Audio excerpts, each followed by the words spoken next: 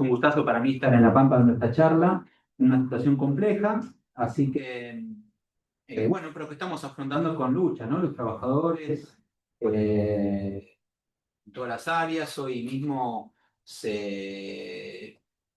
soy investigador en la Comisión de Energía Atómica, trabajo en el área de combustibles nucleares, en el área de los materiales que sirven para crear energía eléctrica por la vía nuclear y también en los residuos radiactivos, los residuos de la UBA. Lo que tenemos acá son las dos centrales para ver al Paraná, Atucha 1 y Atucha 2. Hay una frase, no sé si se logra ver, pero que tiene que ver con parte de la historia. Ahí lo voy a leer. Dice: lo atómico ha dejado, pues, de ser un tema académico y de laboratorio, integrándose a la trama sociopolítica económica argentina, a la que sin duda agregará color y textura, y de quien recibirá influencias beneficiosas y deformaciones perjudiciales. Esto lo plantea Sábato, que fue en estas dos centrales, que una es la más pequeña, es Atucha 1, la más grande, del orden de 650 megawatts, es Atucha 2. En Atucha 1 fue algo que hizo el ADN del sector nuclear argentino, que fue exigirle a los alemanes de la empresa Siemens la transferencia de tecnología y el rechazo a la compra llave en mano de elementos estructurales que se podían fabricar en el país. Así que es importante porque, bueno, si bien no da ninguna claridad, sí antepone lo que puede traer un área tan estratégica como tecnología, en la cual Argentina logró conformar un entramado industrial en un país dependiente como Argentina, que está siempre impedido por el imperialismo en que pueda desarrollarse, ¿no? Que pueda, y bueno, en esta frase lo anticipaba. Lo que vamos a... Bueno, la charla estaba llamada, y va a ser, el pantallazo global de renacer nuclear en el mundo y qué situación de los que en esta situación de qué rol tenemos los trabajadores y trabajadoras en todas sus áreas, ¿no? Del sector de ciencia y técnica y del área nuclear, para impedir que este reverser en Argentina lo ensille un gobierno cipayo, entregador, que en esta semana más que nunca queda claro que es un peón de Trump. Bueno, y que además tiene al área nuclear como un objeto, ¿no? Porque primero planteó un plan nuclear y el plan nuclear efectivamente era un plan de privatización, entrega, desmantelamiento, desarticulación del área. Y eso viene ocurriendo, y ponerlo en común con el conjunto del ataque al sistema universitario, al sector de ciencia y técnica, que han sido y hemos sido atacados por el gobierno Milei, tanto desde el punto de vista salarial como ubicación en cierre de proyectos, impidiendo, ¿no? que se despliegue nuestra área. Esto es parte de como un curso. Vamos a volver acá, primero para presentarlo. Los puntitos verdes son... esto es un mapa, no está del todo actualizado, pero para lo que quiero decir ahora vale. La inmensa mayoría de las centrales nucleares en el mundo, que son los puntos verdes, su dimensión tiene que ver con la capacidad de generación de energía eléctrica, están en el hemisferio norte. Se ven tal vez chiquititos, así acá en el ladera del Paraná, Atucha 1 y Atucha 2, Angra, ahí más arriba, y acá en Brasil, y en Sudáfrica, el puntito que está. De después también tenemos centrales nucleares México, que es una central puesta por la Westinghouse, pero digamos del hemisferio sur. Como decir, el sur global, Argentina es una novedad, que esto también pone en claro por qué está el ataque al área, ¿no? No es una tecnología estratégica que lo fundamental se desarrolla en su instalación en lo que es Estados Unidos y en Europa, y el renacimiento del sector nuclear, o lo que las nuevas centrales en el mundo están creciendo. Fundamentalmente lo que están acá, se ve, los que están en blanco son las nuevas, lo que está en violeta son las instaladas. Este mapita, no sé si lo logran ver, pero que tiene cierta desactualización. Las nuevas centrales aparecen en Turquía, en Egipto, en Emiratos Árabes Unidos, una gran parte en China y otros países del sudeste asiático. Del orden hay 455 centrales nucleares en el mundo. Del hemisferio sur hay 3 en Argentina, 2 en Brasil y 1 en Sudáfrica. El resto está como hemisferio en el hemisferio norte. Y el renacimiento aparece en países, además, que no son necesariamente ni Europa ni Estados Unidos, y ahora aparecen planes y proyectos asociados a la necesidad de generar energía eléctrica en forma abundante, sin emisiones de gases de efecto invernadero, que es lo que lo caracteriza en la generación de energía, la energía nuclear. Entonces ahí, esto es un par también de escenario, ¿no? Hay un poco de deseos y un poco de análisis en esos puntos de deseos, no de parte mía, sino de lo que aparece, por ejemplo, en la OCDE o organizaciones económicas. Este mapa, de hecho, de la Agencia Internacional de Energía. La producción que vimos antes, acá no se nota todo, pero si no lo destacado está en el último párrafo, es que la energía nuclear en Francia y en algunos países europeos, en particular Francia, Bélgica, aparecen como dominantes de su matriz energética. La producción de gas es lo dominante como matriz energética en el mundo, viene aumentando al calor, digamos, de lo que es la fractura de gas de esquisto en Estados Unidos y Medio Oriente. Y la matriz energética nuclear a nivel mundial es del orden del 10%, pero hay países que lo tienen más desarrollado. En particular, ahí aparece Francia en Europa y bueno, igual la gran mayoría de las centrales nucleares se encuentran como un número en Estados Unidos. Salvo en Europa, salvo Francia, que instaló una central nuclear el año pasado, en Flamanville, una central grande, lo que es Canadá, Estados Unidos abandonaron la energía nuclear desde la década 90 para adelante. La energía nuclear implica planificación económica. La década neoliberal era prácticamente lo contrario, es explícitamente lo contrario a la planificación, y en la década 90 el precio bajo del petróleo, y sumado a la situación del accidente de Chernobyl, provocó una baja, pero otros países mantuvieron la producción de energía eléctrica y la generación de tecnología nuclear, que es lo que aparece en las exportaciones de estos países de Argelia, Egipto, Turquía, Emiratos Árabes Unidos, que el principal exportador del mundo quedó siendo la Federación Rusa, y hay desarrollos de todo, digamos, en otros lugares también, pero eso sería un pantallazo. Y lo que tiene este momento, a diferencia también de lo que era en la década del 90, es que aparece un indicador, y aparece ya en las cumbres ambientales, es el de la necesidad de generar energía eléctrica sin generación de gases de efecto invernadero. Las cumbres ambientales se vienen incorporando la energía nuclear y la IAEA como parte de las cumbres ambientales se hace una vez al año. Un poco es la problemática ambiental y otro poco, para decir la verdad, es una escena de negocio, cómo con negocios resuelven eso. Parte va apareciendo el negocio nuclear también en el mundo.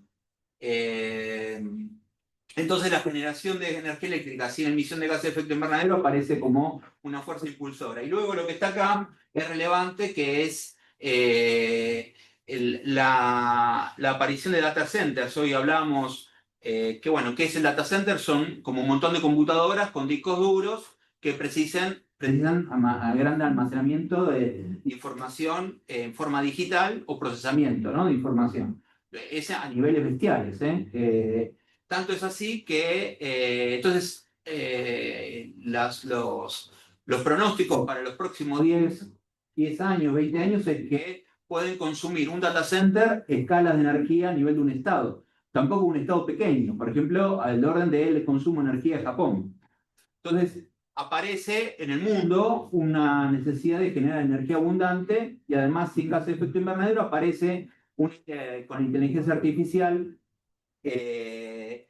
y otras áreas demandantes de energía como algunos procesos productivos. Entonces uno puede hacer una extracción, por ejemplo, un polo petroquímico con un pequeño reactor modular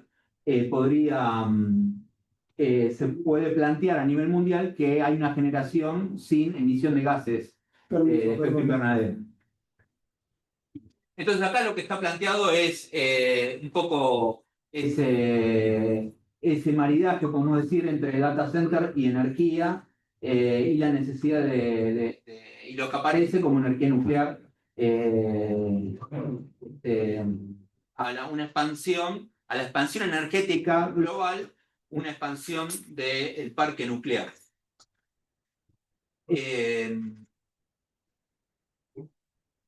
En Argentina, la matriz energética está compuesta básicamente de esta manera. Fundamentalmente es una matriz energética compuesta por térmica, es decir, por hidrocarburos, donde lo dominante además es el gas. Dentro de esa torta roja es el gas. La nuclear aporta el orden del 7,5% de la matriz energética. Otra parte grande de energía hidroeléctrica, que además Milei hoy decidió poner en venta, ni siquiera en cesión, la concesión de las centrales hidroeléctricas de la cordillera, Picunleufuchos, Malala, que están en Neuquén, ¿no? La otra grande de la hidroeléctrica es Salto Grande y Yacyretá.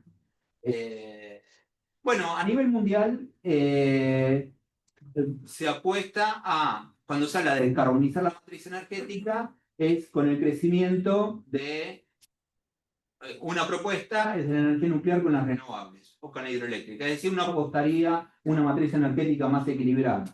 Y lo nuevo que viene apareciendo es que la energía nuclear podría tener un rol en ese sentido.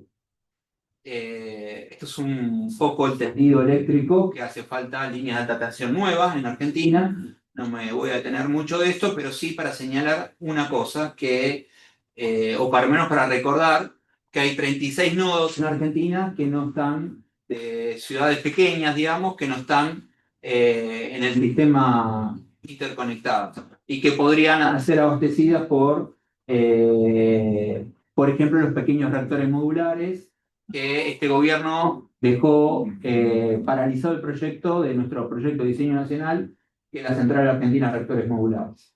Y lo que falta en realidad es la construcción de líneas de alta tensión. La última construcción se hizo durante el gobierno de Néstor Kirchner con Julio De Vido, que fue una línea en la Patagonia, unos 3.000 kilómetros. Eso es un dato de infraestructura fuerte. Estos son un poco, otra vez, otra forma de presentar la matriz energética, pero para ver un poco del orden, cuánto compone la matriz energética argentina en la mundial, ¿no? La que está en el renglón del medio es el consumo mundial y cuánto aporta la Argentina, que es este tramo, ¿no? Y están los mismos porcentajes del orden que hablábamos recién. Esto ya por... ¿Podría leer lo que dice? Porque desde acá no se ven más que los colores. Sí.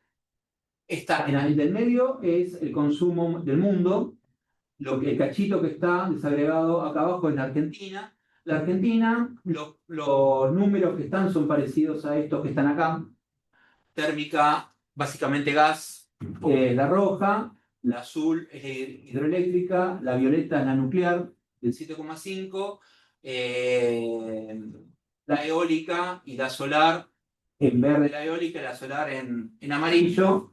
Esas dos les vamos a decir, o se les dice energías intermitentes, ¿no? La térmica, la nuclear y en parte la hidroeléctrica son de base. Fundamentalmente la térmica y la nuclear, ¿no? Porque la hidroeléctrica depende de buen cauce de lluvias, ¿no? Y la solar y la eólica, además a esta matriz, agrego como intermitentes en el sentido que voy a tener generación de energía eléctrica cuando hay radiación solar o cuando tengo un campo de vientos apropiado, ¿no? El campo de vientos hay una cota mínima que hay que superar para mover las aspas y una cota máxima que si los campos de vientos son muy elevados, es difícil que sincronice la generación de energía eléctrica por vía eólica con la red eléctrica. Entonces, en muchos lugares, por ejemplo, Alemania, que tenía un parque eólico muy grande, puso una cota máxima. No se puede tener tanto más de energía eólica porque trae inestabilidad en la red y ha tenido cortes de luz por eso. Bueno, pero esto es lo que estaba acá. Y al revés.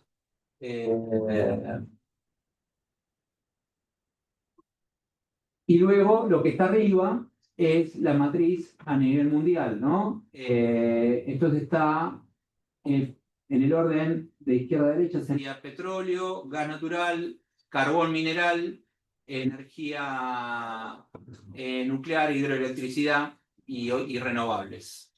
La matriz en carbón, lo que se tiende, digamos, ese porcentaje, 30%, a descarbonizar la matriz. Argentina no tiene componente de carbón en la matriz energética, solamente tiene muy poco, digamos. Hay un proyecto para que entre la mina de Río Turbio, ya tiene instalada una central eléctrica a pie de mina. Y el resto del carbón se utiliza más en procesos siderúrgicos.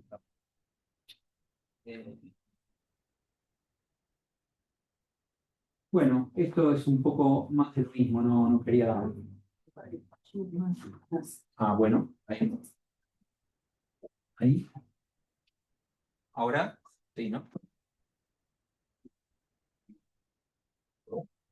Bueno, yo en realidad acá quería hacer un paneo un poco de cuál era el marco de la energía nuclear a nivel global y a nivel en nuestra matriz energética. Otro punto que quería destacar era con esta presentación y con esta, digamos, que esto es un mapa del informe del panel intergubernamental de cambio climático, en la cual alrededor de estos informes se viene reuniendo las cumbres ambientales y la situación de inundaciones en territorios costeros en islas, de desertificación y de pérdidas de biomasa, ¿no? Y de permafrost en lo que está en Antártida y en el Ártico. Como, bueno, emergente de esta situación, digamos.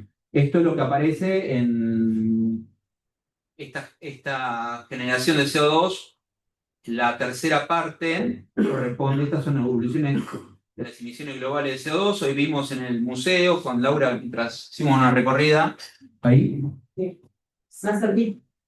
Sí, ahí queda. El micrófono, no. Sí, pero no me cable, no me cable usted. Me cable. Ser por delante. No, para allá sea. Ahí está. Bueno, esto es un recorte de la década del 90, pero en nuestro continente, si uno haría estas son las evoluciones de emisiones globales de CO2, es decir, las cumbres desde la década del 90 hasta el 2020 vienen creciendo, es decir, las cumbres de cambio climático tampoco vienen logrando acotar las emisiones. La matriz energética a nivel, la generación de energía viene creciendo, hay una expansión energética, pero lo que hoy veíamos en el museo es un mapa de este tipo, bueno, desde escalas en millones de años, y se veía el pico cuando empieza la revolución industrial. En el caso de tomar de la revolución industrial, nuestro continente es un país acreedor ambiental. Nuestro continente es acreedor, ¿no? La inmensa mayoría de las emisiones de gas de efecto invernadero de la revolución industrial en adelante se generaron en lo que es el norte global, ¿no? Y esto es simplemente para aportar que la distribución de gases de efecto invernadero por sector básicamente son un 30% en la producción agropecuaria, agricultura y ganadería, otro,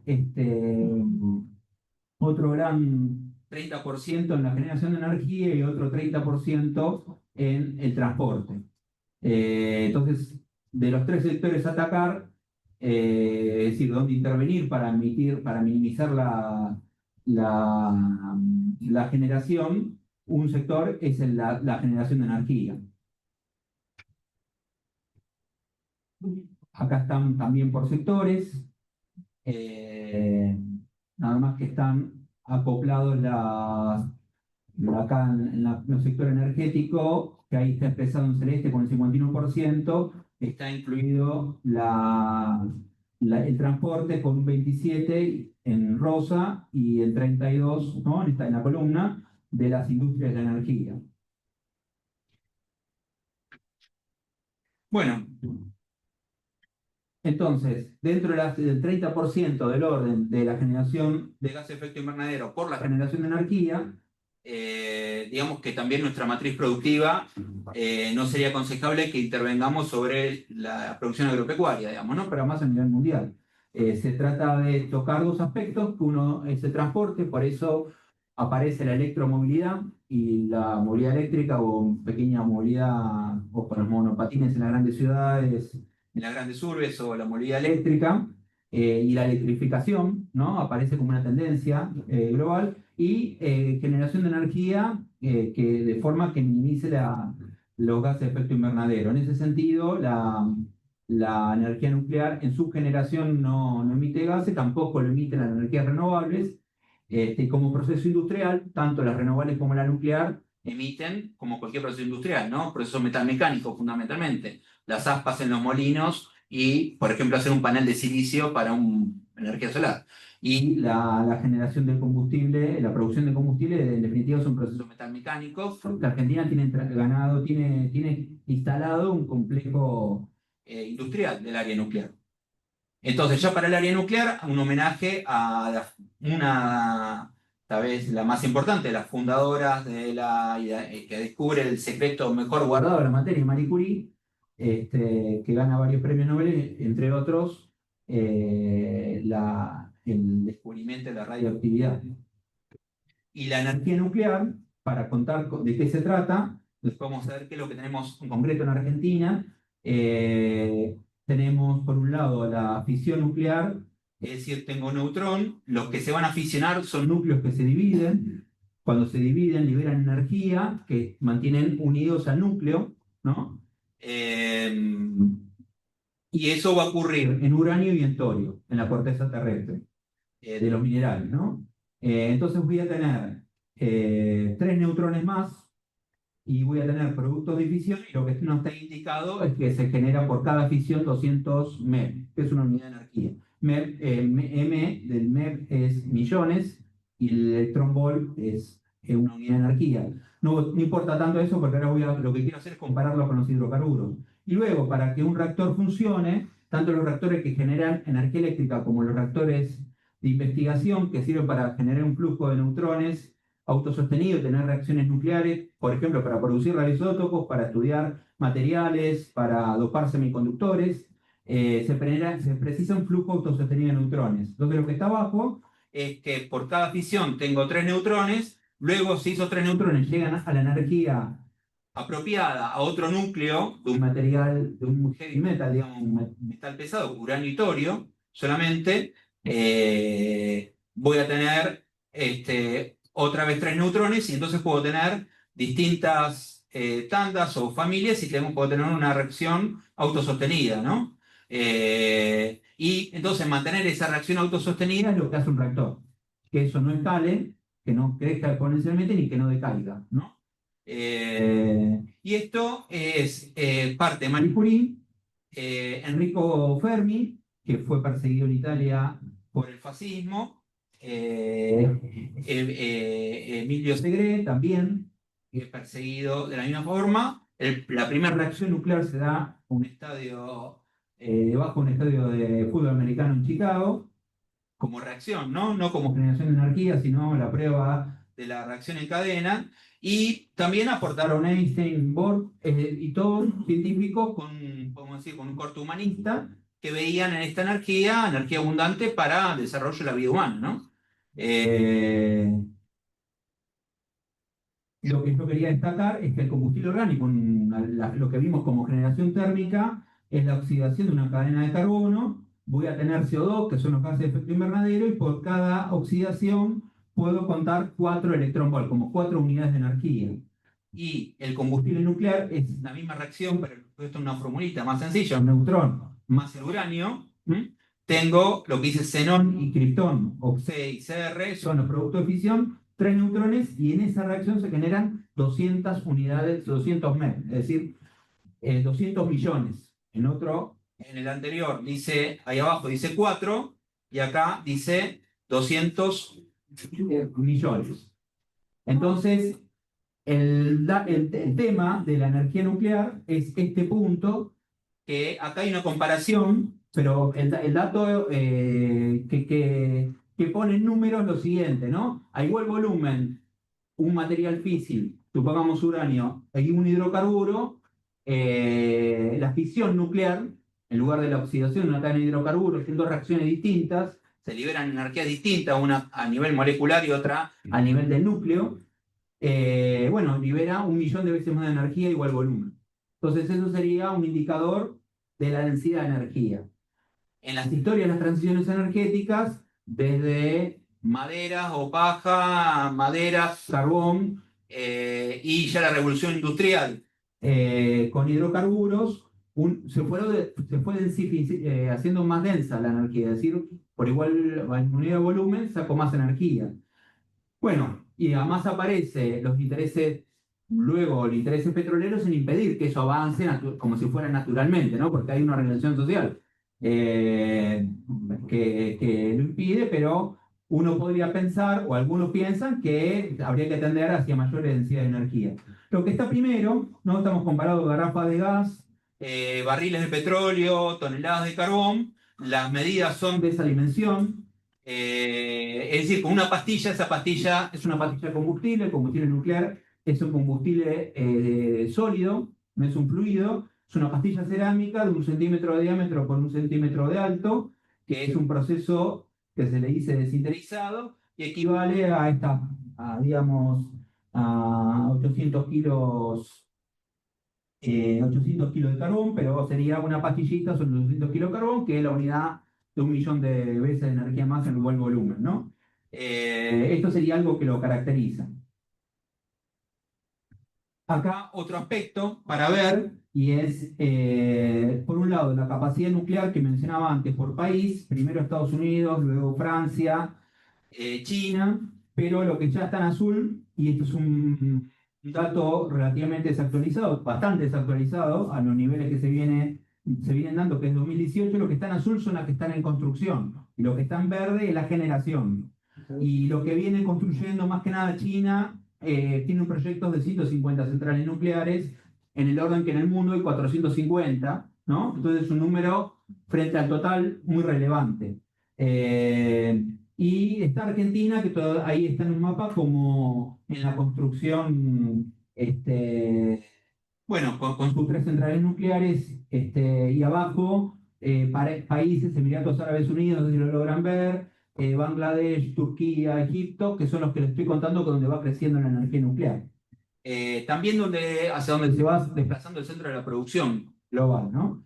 Luego otro dato es lo que está acá. El primer cuadro compara la emisión de toneladas equivalentes de CO2 por fuente, ¿no? La nuclear está en una unidad de 5 frente al carbón, que es 1100, ¿no? Es decir, que no emite gases de efecto invernadero, y lo que está abajo es por la misma generación de potencia eléctrica o de energía, cuántos kilómetros cuadrados ocupa, ¿no? Porque para generar con renovables se precisan del orden de centenares de kilómetros cuadrados para aportar a una ciudad mediana, a un proceso productivo. Tenemos en cuenta, por ejemplo, la última dictadura inundó Futaleufú para solamente tener energía hidroeléctrica para el proceso, que es muy intensivo en energía, de producción de aluminio, ¿no? En Chubut. Bueno, pero eso es todo un son centenares de kilómetros cuadrados inundados. Eh, bueno, esto es como que la energía nuclear puede aportar a la transición energética con propiedad pública, por lo menos hasta ahora, digamos, en Argentina. Está en juego la propiedad pública en ese caso. ¿El reactor cómo funciona? Eh, Podemos pensar, si vemos el generador a la línea de alta tensión en una ciudad, eso es un proceso igual a cualquier generación térmica. La turbina, el vapor moviendo en turbina, que es la etapa previa, es también igual, y lo que cambia en realidad es cómo se genera el vapor. Lo que se genera en vapor es lo que está en amarillo, ¿no? Que es el recipiente de presión, que son los tres pinches que tiene arriba, son una barra de control, les cuento qué es, y ahí hay un núcleo donde hay fisiones, se libera energía, eso hay agua que pasa por el elemento combustible que arrastra ese calor, lo intercambia con el generador de vapor, que es lo que está a la derecha, ya en celestito, y luego lo que está en celeste quiere decir que no hay compartimento, o está ubicado, supongamos, con serpentinas, un intercambiador de calor, básicamente son serpentinas que intercambian calor, con la generación de vapor no hay elementos radiactivos en el área azul, ¿no? Y la parte de elementos de productos que circulan en el núcleo está confinado en la parte amarilla y la parte activa, radioactiva, amarilla y roja, ¿no? Luego, el vapor mueve una turbina y y eso mueve un alternador, un generador, y tengo energía eléctrica en la línea de alta tensión. Argentina tiene esto es un funcionamiento, digamos, de un reactor. PWR quiere decir de potencia de agua presurizada, ¿no? Reactor de agua presurizada, como les decía, eso está en el centro de las pastillas, la temperatura, cuando hay fisiones son de 3000 grados, y el recipiente de presión, el agua que está en la parte amarilla, son de 300 grados, para que esté líquida, está presurizada unas 300 atmósferas. Por eso está la P, ¿no? Argentina tiene reactores, pero no son necesariamente PWR, no sé si acá se va a leer, sino que son los que tiene instalados Argentina son PHWR. Es high water, es de agua pesada. Y eso ahora vamos a ver un poco por qué. Pero estas son las centrales nucleares de potencia en Argentina. Embalse Río Tercero, que es tecnología canadiense, y Atucha 1 y Atucha 2, ¿no? Y lo que está en construcción en rosa, en la primera foto, azul Karen, eso es una obra civil que estaba más del 70% de la obra civil. El gobierno Milei la decidió cerrar, clausurar o poner en un impasse o frizar el proyecto. Le pusieron un eufemismo de revisión de ingeniería. Nosotros, que conocemos el área, no se está revisando ninguna ingeniería, sino que se paralizó para dar pie a la iniciativa de justamente que Argentina no lo termine este reactor, ¿no? Bueno, es una de las denuncias que estamos haciendo. Y luego, lo que está Tucha 3 es algo que también quedó clausurado con este gobierno, que es la instalación o el emplazamiento de una central nuclear de una tecnología distinta a la que tiene Argentina, de origen de la Corporación Nuclear China, la cual estamos en discusión para que exista transferencia de tecnología, tal cual como se hizo con la Siemens alemana o con los canadienses de Embalse Río Tercero. Es decir, Argentina además tiene una trayectoria de pelear la transferencia de tecnología. Eso les contaba, por eso empecé con Sábato, porque Sábato en realidad es conocido por eso y en conformar todo un entramado industrial del área nuclear. Bueno, con los chinos pensábamos hacer lo mismo, hasta que Belis decide, con el gobierno anterior, que eso no se iba a dar de ninguna manera, y Milei lo cementa. Sin embargo, el proyecto no está en la etapa de clausurado. Está frisado, digamos, ¿no? No hay ninguna, más con lo que declaró el secretario del Tesoro de Trump, está claro que es algo que no quieren que ocurra, ¿no? Y nosotros tampoco queremos que ocurra de cualquier manera. Queremos que se haga en forma similar como se hizo con Atucha 1 y Atucha 2. Pero nos viene bien tener una central más en la cual haya transferencia de tecnología. Pero en concreto eso está paralizado también. Entonces están Atucha 1, Atucha 2 y Embalse funcionando. Eso es lo que se quiere privatizar. El CAREM está paralizado como proyecto Y Atucha 3 no está ni, está clausurado de inicio, ¿no? De inicio de este gobierno. Estos son un poco más de los datos. Si ven, si logran leer, donde dice agua pesada, dice de O2. Entonces, a ver si tenemos acá. Eso quiere decir, esto es los recipientes de presión de Atucha 1 y Atucha 2. Vuelvo al gráfico, a cómo funciona a la reacción en cadena, nomás. El neutrón cuando sale de una fisión, salen 3 neutrones y para fisionar tiene que tener determinada energía. Si tiene una energía en exceso, no fisiona. Y si tiene energía en decremento o menos, tampoco. Pero lo que ocurre es que salen con más energía de la necesaria para que entre a fisionar. Entonces se utiliza agua pesada para que en los reactores de uranio natural, como combustible natural, es decir, estos dicen,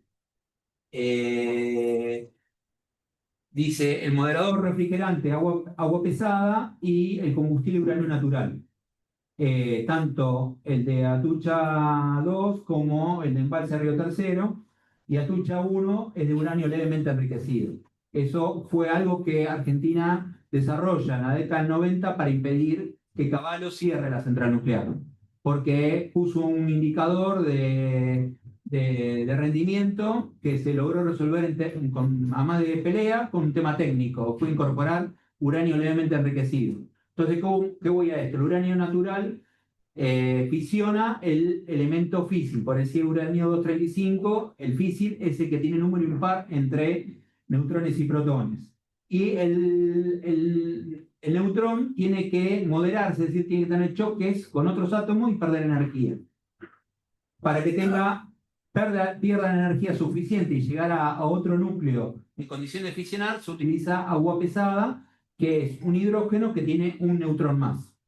Eso es el deuterio. Entonces, este es el recipiente de presión de Atucha 1. Esto que está así, este recipiente, esto es el núcleo de Atucha 1. Lo que está inclinado son las barras de control. Para uno, cuando quiere parar un reactor, lo que se dice es dejar caer barras. Arriba hay electroimanes, entonces caen por gravedad, por eso están levemente inclinados, y se incorpora un elemento que es el hafnio, y el hafnio absorbe neutrones y transmuta a otro elemento, pero no fisiona, porque los únicos que fisionan, que están en la corteza terrestre, son el uranio y el torio. Entonces, una vez que no hay más flujo autosostenido de neutrones, deja de funcionar el reactor. Lo muestro esto porque así funciona y porque Argentina también tiene capacidad de resolver los problemas que por envejecimiento, es decir, por daño por radiación en estos elementos, en esta barra de control, ocurrió en Atucha 1 y lo logró resolver con investigación y desarrollo de la CONEA en particular, pero podemos decir de todo el área de ciencia y técnica. Esto es otra vez el recipiente de presión, lo que está arriba son las barras de control y lo que está en el centro, que dice fuel channel, son los elementos combustibles, ¿no? Otra vez, los componentes principales de un recipiente de presión, pero esto un poco lo estuvimos contando, ¿no?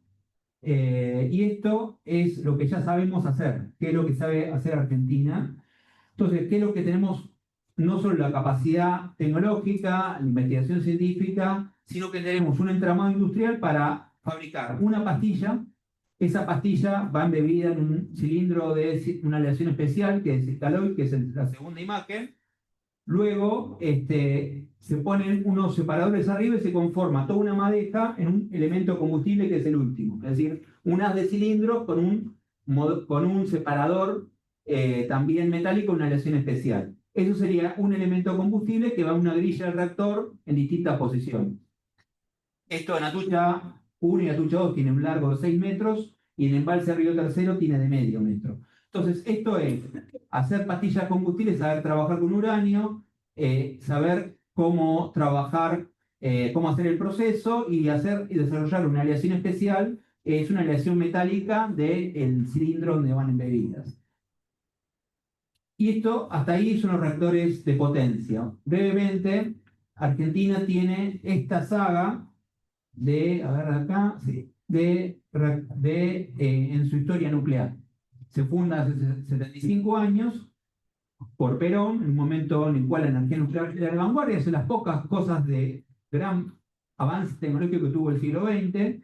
Perón estuvo una buena mirada, digamos, tuvo un ojo como estratégico, se funda y tiene un desarrollo que pasó por la corriente desarrollista del CEPAL, en el cual Jorge Sabato fue una expresión, en el cual se peleó la industrialización, si se quiere, en lugar de sustitución de importaciones, es impedir comprar paquetes llave en mano, monopolios extranjeros, y comprar lo que no podemos hacer de otra manera, y lo que podemos hacer acá lo hacemos acá.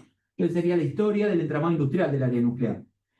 En eso se desarrolla la siguiente saga. El RA1, que está a la izquierda, es el primer reactor de Latinoamérica, ese está donde trabajo yo, en el Centro Atómico Constituyentes. Todos los que dicen RA0, RA son reactores de investigación. El RA6 que está en el Balseiro.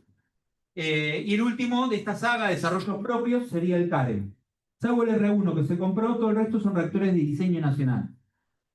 Al mismo tiempo, Argentina logra, conjunto con INVAP, que se funda en la década del 70, exportar reactores. Entonces son los que están abajo. Se exportó un reactor a Perú, de investigación, a Argelia, a Egipto y a Australia, siendo Australia el reactor más importante de producción de radioisótopos del sudeste asiático, que es el lugar donde la economía en el mundo está más en avance ahora, ¿no? Mayor. Pero todo el sudeste asiático, Australia con este reactor lo provee de radioisótopos para uso medicinal, tanto en terapia como en diagnóstico de cáncer. Argentina tiene un reactor muy similar a este de Australia, local, construcción en Ezeiza, que avanza en sentido lento, pero avanza. Bueno, y arriba están Atucha 1 en Balse y Atucha 2, ¿no? Que ya lo vimos.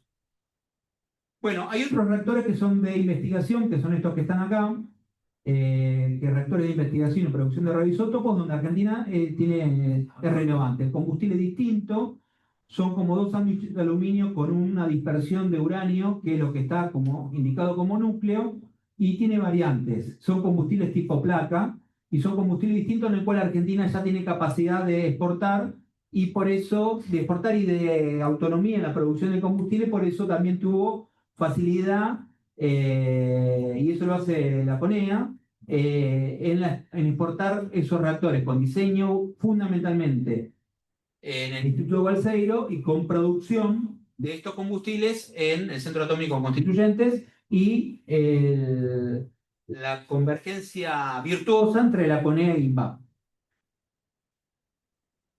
Entonces, el área nuclear en Argentina es muy vasta, hay desde 3 grandes centros atómicos, Constituyentes, Ezeiza y Bariloche, pero hay áreas de minería en Mendoza, el complejo minero Fabril San Rafael, lo existió en Salta, que fue el primer área, lo primero del área nuclear en Argentina, donde el ingeniero Sabio encuentra hierro en la misma campaña, encuentra hierro en Jujuy y se funda el Tosorno Zapla, lo que es litio, y ahora los salares, ¿no? En litio en Salmueras, en el NOA, entre Salta, Jujuy y Catamarca, y uranio se encuentra primero en Salta. El lugar de acceso es complejo, era un lugar tortuoso, entonces se hacen primero cateos y luego se pasa la producción fundamentalmente a la provincia de Mendoza, donde Argentina además tiene la remediación de una minería del área de producción de minería de uranio en Malargüe en forma exitosa. Se hizo una remediación. Hay pocos lugares en el mundo que tengan lugares de remediación. Eso se hizo en Malargüe. Esto te lo estoy contando, si lo leo los mato. Y esto es a lo mismo que contamos recién. Los que están en violeta son centrales nucleares y los que están en celestito son los reactores de investigación. Y la exportación, lo que tendría que agregar es el de 2018, es el Palas, que es un reactor. Argentina ganó la licitación para renovar, para construir nuevamente o renovar o hacer una renovación del reactor de producción de radioisótopos de Europa, de toda Europa, que está en Holanda. Eso también fue entre CONEA y INVAP. Luego, lo que está casi al final es donde dice RA10, es el reactor que está en construcción en Ezeiza, muy parecido que se exporta a Australia, y el CAREM dice que el gobierno, esto es una presentación previa, habría que tacharlo, lo que el gobierno, o no tacharlo, pero lo que está, el gobierno quiere impedir que avance. Y lo está logrando por ahora. Nosotros estamos logrando con pelea hacer el combustible de ese reactor. Es decir, peleamos partidas presupuestarias para poder terminarlo, podemos terminar combustible antes que el reactor. Eso ya es el lugar donde trabajo yo, dentro de la compañía. En la planta donde me desempeño, digamos. Acá están otra vez los reactores de investigación, no los vuelvo el mismo que estaba contando.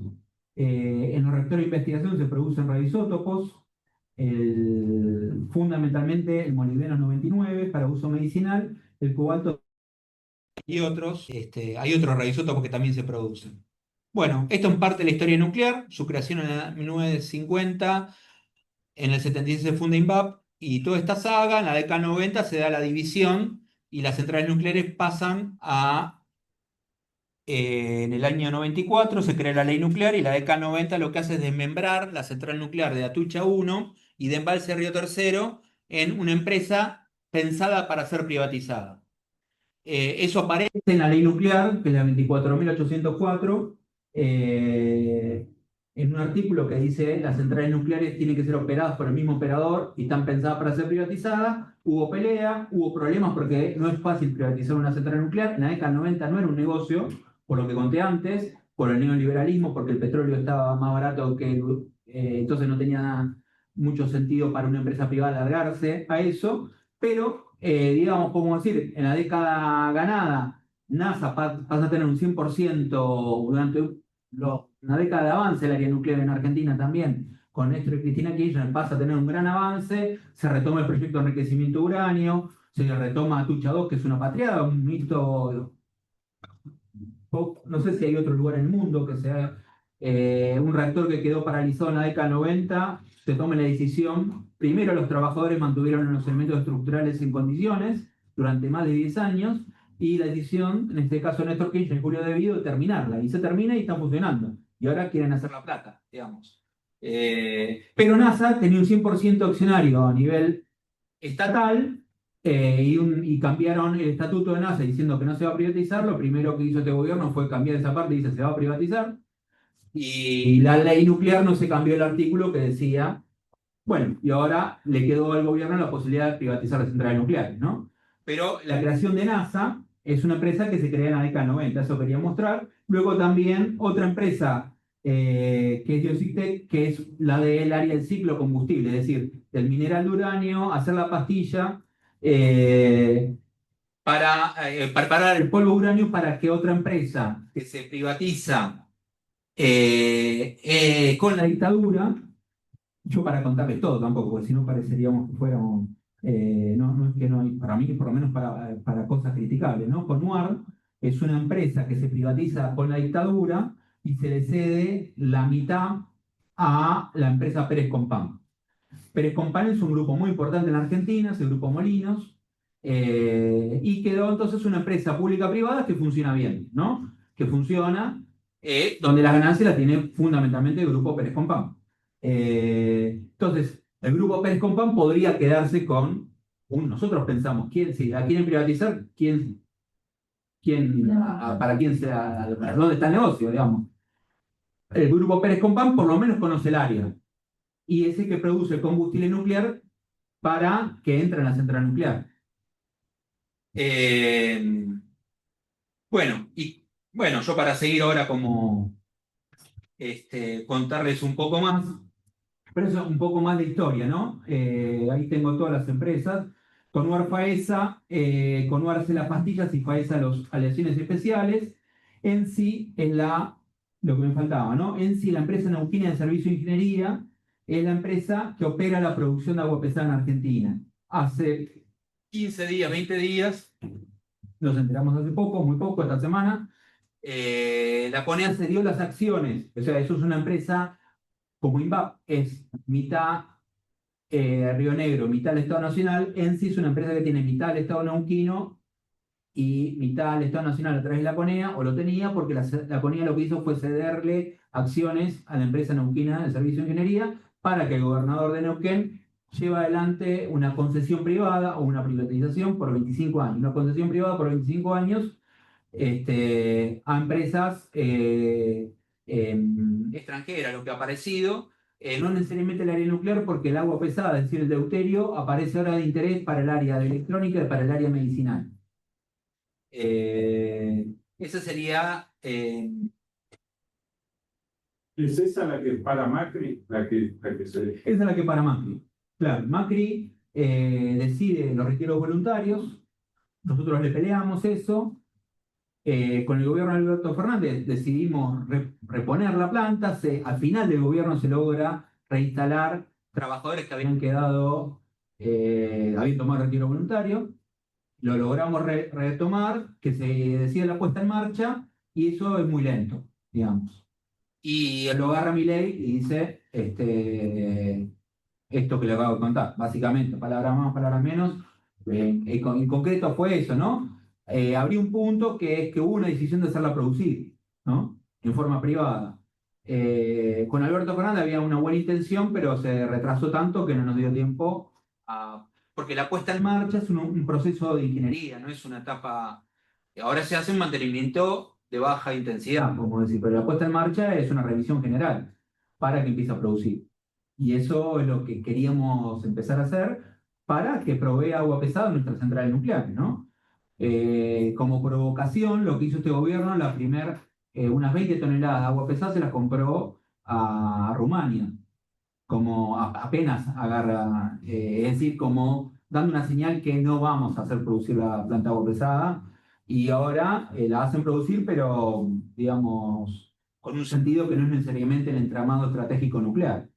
Porque, bueno, en principio queda en manos privadas y lo que tenemos como frente presentado, que es quien gana la licitación, no es necesariamente una empresa nuclear. Puede producir agua pesada y después de venderla, ¿no? Por otro lado, el agua pesada no se vende, ¿no? Es un área estratégica que se pone como incomodato. Luego hay que devolverla, no es un commodity. Pero sí, esa es la que Macri ejecutó los retiros voluntarios, ¿no? Toda esta área estuvo atacada, podemos decir, la década perdida, podemos decir, con Macri en adelante. Empezó ahí el retiro voluntario y ahí peleamos, parcialmente ganamos algo, luego no tuvo intensidad, nos agarró Milei, y ahora lo que hizo es forzar a que puso Milei en la CONEA a ceder acciones. Cede las acciones del Estado Nacional al provincial, y el provincial lo que hace es llamar a una licitación para que se opere pagando un canon. Es decir, algo parecido a lo que ocurrió con las centrales hidroeléctricas, o con ahí, mal llamada hidrovía en la década 90, una operación privada con... Perdón. Y lo que decide excesión es regalo. Sí, sí, sí. O sea, Sí, ponele que se le puede pagar un canon a la CONEA como un parte. Sí. Bueno, IMSA no lo conté, pero el recipiente de presión del CAREM, es decir, lo que les mostré como recipiente de presión en el CAREM, eso lo estaba fabricando o está en los talleres de industria metalúrgica Pesca Carmona Sociedad Anónima. Yo entre los números que pone el gobierno, parece que todos nos mareamos. Por ejemplo, esto que Caputo en un día puso 1.000 millones de dólares para una corrida cambiaria, IMSA la cedieron por 26 millones de dólares. Y en el CAREM pusieron 600 millones de dólares y faltan 1.000 millones de dólares para terminarlo. Y este tipo lo puso un día para parar una corrida cambiaria. Entonces, como perdimos la orden de magnitud en los números que tiran, como parece todo increíble y todo desastre, pero INSA, esa sí la regalaron por 26 millones de dólares con un recipiente de presión de un reactor que podemos terminar como número, ¿no? el secretario de Estado de Trump nos dijo comprar barato. Sí, sí. Bueno, esa empresa se compró barato y es una empresa que no tiene trayectoria, no es Westinghouse, que igual criticaríamos. Es una empresa creada por el trumpismo, Arc Energy. Si vieron, está asociada en Mendoza con la vicegobernadora de Cornejo, que se sacó un par de fotos con el gorrito MAGA, y ella aparece, lo que aparece como noticia, yo no tengo todo chequeado, pero el contacto con esta empresa ligada al trumpismo, que ahora aparece como oferente para la privatización de las centrales nucleares. Porque también con las centrales nucleares, si es el grupo Pérez Compán, tiene sentido porque fabrica combustible. Digamos, tiene sentido, no tiene sentido, soberano, pero tiene sentido de alguien que conoce más o menos el negocio. Estos no conocen el negocio y apareció una noticia que puede ser una operación, pero última hay que tomarlo como Bloomberg en línea, diciendo que esa empresa quiere quedarse con las centrales nucleares, con el 44%, ¿no? Y es lo que ahora ofrece es cederse acciones. IPSA es la empresa que fabricaba turbinas para las Sí. eléctricas. Sí, las turbinas para las hidroeléctricas, reactores para la industria petroquímica y, por ejemplo, el recipiente de presión del calcio. El forjado estaba haciendo. Es como una empresa metalúrgica, pero de grandes componentes. Con INSA eso había entrado en quiebra y el gobierno de Alberto Fernández se reestatiza. Y era un buen hecho porque era un activo para un área industrial que podía jugar un rol importante. Y lo primero que hace Milei es, apenas el RIGI, pero hasta por fuera del RIGI, es tan barata que no había ningún régimen de inversiones, fue un regalo. Que en ese momento aparece apenas sale la ley base, digamos, la cesión y el regalo de INSA a esta empresa. Bueno, acá para mostrarles un poco cómo son los fierros, ¿no? Lo que está arriba son los combustibles nucleares, la madeja, el elemento combustible de la central Candú. El que está acá es un reactor de investigación. Estos son las pastillas combustibles, hay tanto más. Y esto es un elemento combustible armado, todo esto lo sabemos hacer, ¿no? Este sería el combustible de Atucha 1, que son 6 metros de largo, que van en el recipiente de presión. Esta es otra foto del embalse. Estos son trabajadores, a mí me gusta nada más mostrar fotos con trabajadores o trabajadoras, pero que hay un sujeto social. Esto es en el núcleo, lo que está inclinado es la barra de control, esto es una etapa de mantenimiento intensivo. Hay momentos de parada en las centrales nucleares, entonces hace mantenimiento intensivo. Bueno, esto es otro debate, para ponerlo, acá tengo, esto que está acá es la barrera de seguridad. Se no podemos ver el tema de la seguridad, pero la seguridad en el área nuclear, o por lo menos hay 3 barreras de contención, barrera de seguridad. Una es la propia pastilla y el elemento combustible, es decir, la pastilla. Para elementos reactivos quedan concatenados en la pastilla. Los elementos combustibles tienen dos pastillas porosas de alúmina y todo el elemento combustible metálico contiene elementos reactivos en forma física. Lo que aparece puede haber radioactividad, es seguro hay radioactividad y está caliente el combustible, es decir, porque está a temperaturas elevadas. Luego está el recipiente de presión, que es la segunda barrera, ¿no? En Argentina, Atucha 1 y Atucha 2 se ve como una semiesfera arriba, hay otra semiesfera por debajo de tierra. La forma esférica es la que resiste mayor diferencia de presión, y si no tienen un casquetito esférico como embalse, ¿no? Que es esta que está acá. Y la tercera barrera es el propio edificio de contención. Está la recipiente de presión y el edificio, ¿no? Acá un dato, está en inglés, pero esto es la relación de energía y muertes por terawatt hora generado, ¿no? Para ver, la energía nuclear está en 0,03, la hidroeléctrica 1,4, el gas natural 2,8. En definitiva, no apareció como un debate, pero suelo contarlo. Es que no es tanto las muertes, sino que la radioactividad no tiene olor ni es visible, ¿no? Entonces, en los accidentes de Three Mile Island, de Chernobyl y de Fukushima, que podemos verlo en los casos de que ocurrió, lo que aparece, bueno, es cómo es contaminar la radioactividad y cómo avanza esa pluma, pero como muertes concretas no fueron tantas en esos casos, ¿no? Pero bueno, esto como un debate, si hace falta, volvemos acá. Esto es un debate alrededor del mundo de las transiciones energéticas. Se habla de transición energética justa, que tenga en cuenta a los trabajadores, y la energía nuclear, que esto es de la OIT, está tomado como aporta trabajo de alta calificación, convenio colectivo de trabajo, una capacitación continua. Nosotros tenemos licencia para actuar en una instalación nuclear y eso nos lleva a exámenes anuales y entrenamientos anuales. Es decir, nos entrenamos todo el tiempo para poder intervenir mucho más los que están en la central nuclear, para poder intervenir en determinados momentos, minimizando el tiempo y maximizando la distancia. Esa es la forma de trabajar en el área. Básicamente es mucho entrenamiento. Yo trabajo en un área de investigación y desarrollo y de producción a una muy pequeña escala, pero estoy contando más que nada los que trabajan en la central nuclear, ¿no? O en las áreas de producción de radioisótopos. Es decir, el tema es trabajar en forma con muy buen entrenamiento y, bueno, entonces hay condiciones, convenio colectivo de trabajo, condiciones laborales, hay áreas algo que caracteriza el área nuclear en todo el mundo, ¿no? Los salarios que tenemos en Corea en ese sentido están depreciados frente a otros sectores del área nuclear, por eso muchos se van también, ¿no? Son salarios igual que el Estado Nacional, son salarios muy bajos. Bueno, este es el ciclo de combustible nuclear. Esto junto con Sábato nosotros defendemos la autonomía del ciclo de combustible nuclear, desde extracción del mineral de uranio, el procesado, el armado de la torta amarilla y luego lo que ya aparece en el caminito, que es el polvo de uranio, al armado del elemento combustible, ¿no? Que está allá, puede ir o a una central nuclear. Lo que está en piletas es cuando el elemento combustible está gastado, se fisionó la mayor parte. Bueno, ya le conté que no combustiona, sino que fisiona, pero cuando se fisionan la mayor parte de los átomos van a una pileta, ¿no? Y van a una pileta donde se enfrían y además está garantizado que no accede un grupo muy reducido de trabajadores que custodia esa área.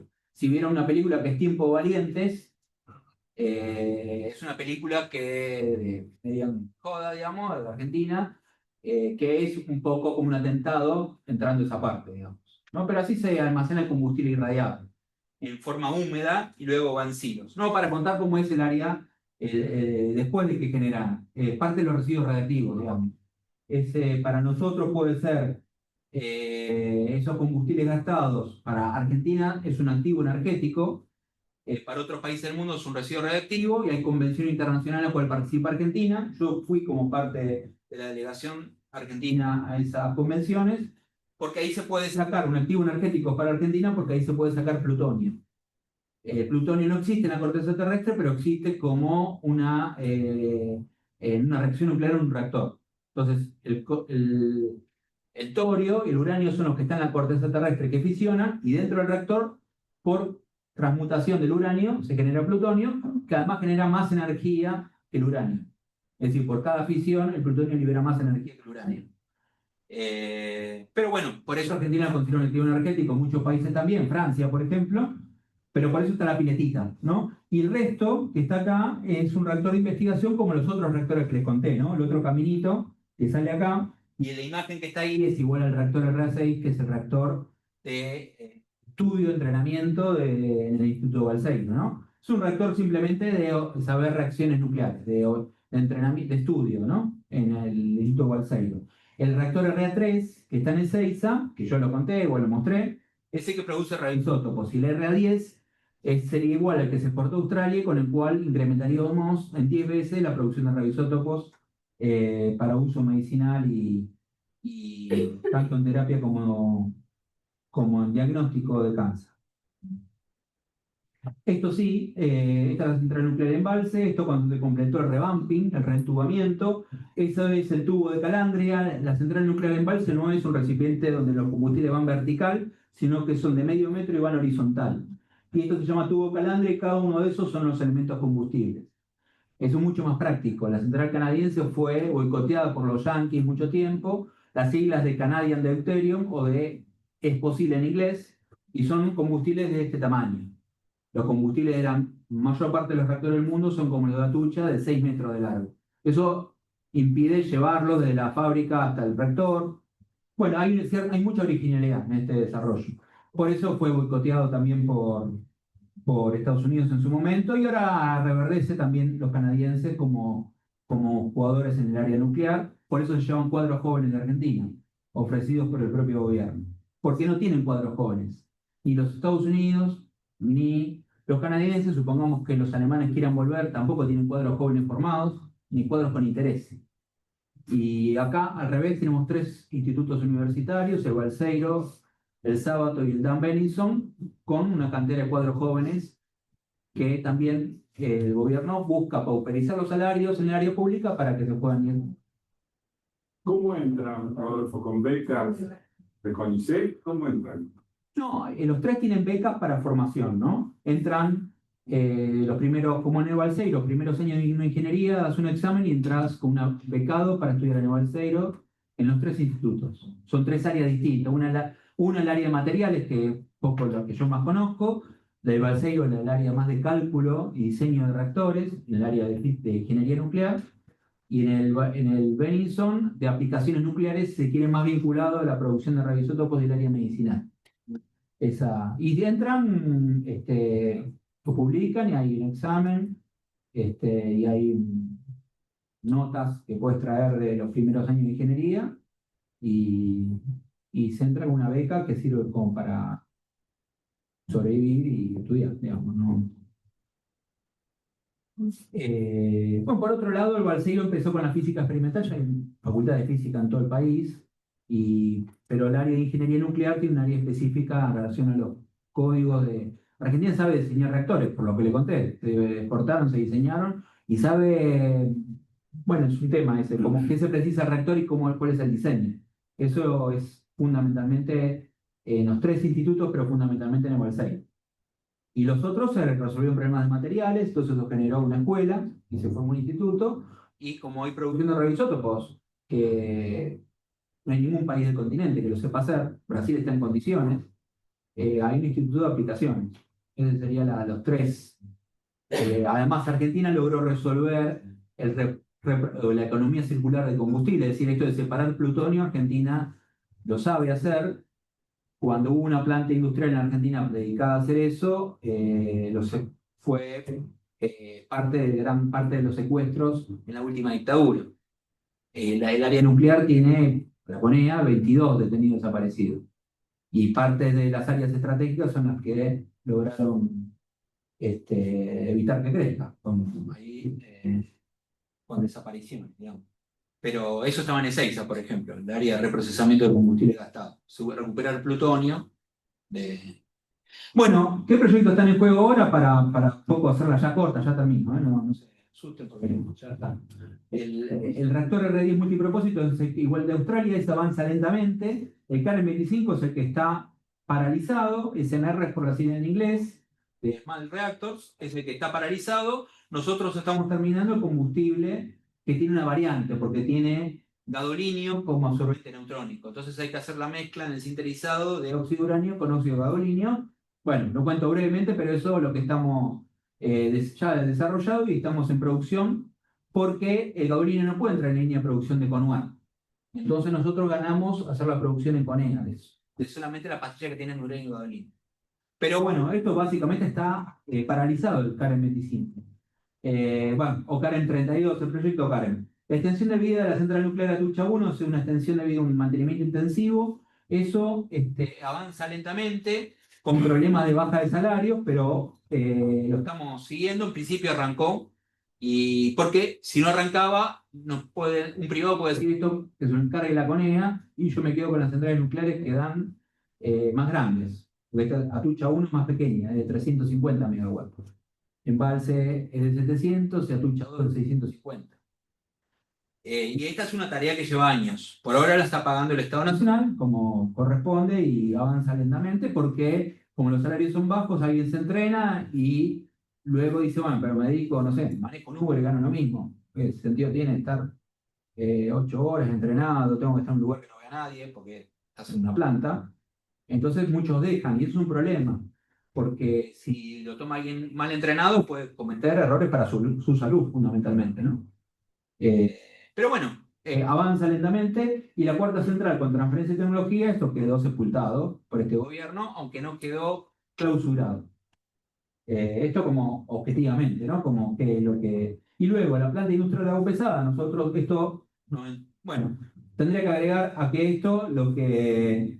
Este es un argumento a favor de iniciar la producción y la puesta en marcha. El gobierno lo que hizo fue lo que les conté recién, ceder acciones, pero esta imagen es una planta química que usa 2 columnas que con amoníaco separan, con un carrier de amoníaco, separan el deuterio con muy baja proporción tiene el río Limay, para que al fondo del proceso hay una gotita que va cayendo en un fuentón esférico, va cayendo una gotita y tenemos deuterio. Esta es una planta que consume mucha energía, es un proceso muy sofisticado, es la planta de mayor pureza y mayor producción, que por lo menos hay en el sur, en el hemisferio sur. La otra planta que estaba funcionando en Rumania ya entró en decomiso, en clausura, y la otra planta Los canadienses, que son los dueños de esta tecnología, tampoco tienen producción de deuterio, de agua pesada.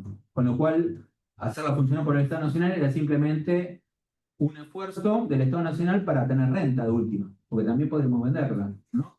Así, con lo que se opta es ceder acciones para que un privado lo opere y se le paga un canon a la provincia de Neuquén y entiendo que una parte para con ella, pero Perdón. ¿Y cuál sería el porcentaje de reactores nucleares en ese mapa verde Sí. que usan el agua pesada? y son menos, son 22, de 455 o 22. Ah, Tiene Argentina, bien. Corea, Rumania y Canadá. Bueno, China tiene todo, como aprendieron de todo, copian todo. Pero los que tienen, previo a lo de los chinos, son los canadienses, bueno, los de tecnología, Rumania y Corea. Bueno, y nosotros, ¿no? Hay un club de operarios, de usuarios de Candú, de ingeniería, ¿no? Y la operación de la central de embalse está muy bien calificada. Son los mejores factores de carga tienen, quiere decir, los que entregó más energía en el momento de funcionamiento. Sí, pero además no se usa solo para reactores nucleares, digo, se viene el boom del agua pesada en electrónica, Sí. tendrían muchísimos clientes. Sí, eso contaba, que es para electrónica y para usos medicinales. Sí, yo sé que no conozco bien cuál es el boom pero sé que es un área electrónica. Sí, eso, no sé bien, Conductores, para semiconductores, ¿no? Ujú. Bueno, acá.